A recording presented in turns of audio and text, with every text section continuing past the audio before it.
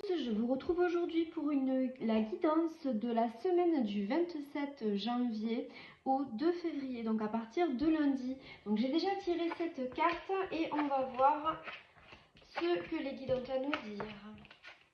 Alors, on nous parle déjà d'un début de semaine compliqué. Il y a de la fatigue, il y a un épuisement aussi moral et mental. On te dit que tu vas même avoir tendance à procrastiner. Voilà, tu vas pas être dans l'action, hein, vraiment, c'est un démarrage compliqué. Par contre, ça va vraiment pas durer longtemps, peut-être un jour ou deux maximum hein, sur la semaine prochaine.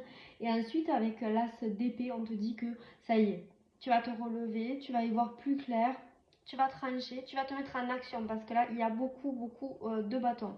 Donc, on te dit que tu vas d'un état fébrile que tu étais au départ, tu vas vraiment te relever, prendre des forces et te mettre en action. Tu vas pouvoir gérer beaucoup mieux les choses, que ce soit ah bah tiens, avec les coupes, ça t'a affaibli émotionnellement. Il y a peut-être quelque chose qui s'est passé là ce week-end qui n'a pas été facile pour toi. En tout cas, ça t'a bien épuisé moralement. Et là, tu arrives à passer un cap et à pouvoir te remettre sur les rails, comme on dit. Avec cette carte-là, tu vois, ces deux-là, on est vraiment sur les actions. Et on te dit que les actions que tu vas mettre en place cette semaine, tout ce qui va être productif, vont pouvoir te permettre de te sortir de ce début de semaine où tu n'étais pas bien et de pouvoir te réconcilier avec tes émotions, de retrouver un équilibre émotionnel. Là, tu le vois avec la carte de l'enchanteur des coupes. Et tout ce travail-là que tu auras accompli la semaine prochaine va te permettre de passer un cap et comment dire, ça c'est la carte de l'abondance.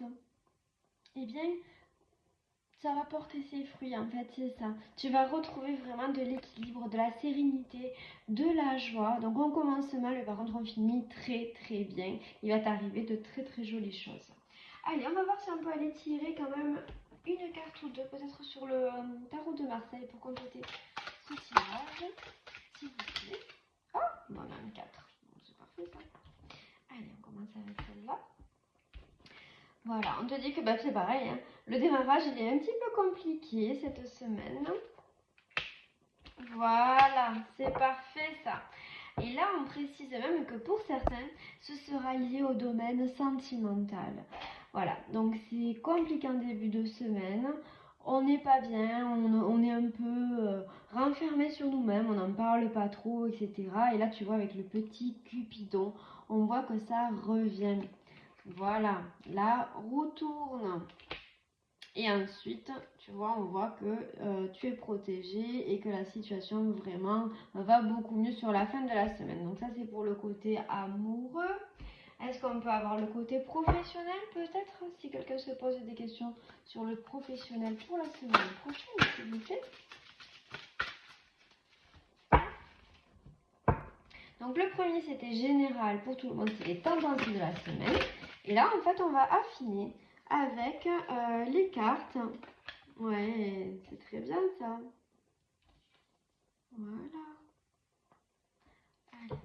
Par contre, j'ai trop de cartes qui me sont tombées en même temps. On va pas trop mettre.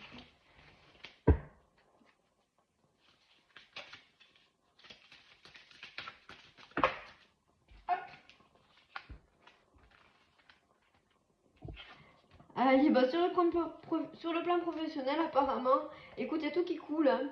Tu avances, tu vas pas être spécialement embêté et vivre des choses un peu pénibles cette semaine. Au contraire, hein, on va pas t'arrêter. C'est peut-être ça aussi le moteur.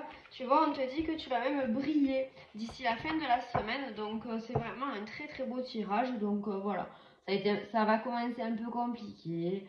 Peut-être aussi un peu les reliquats de ce week-end, mais bon, ça va aller. Hein, ne t'inquiète pas, tu vas passer plutôt une bonne semaine dans l'ensemble et finir en beauté avec la déesse de bâton, le pape et le pan.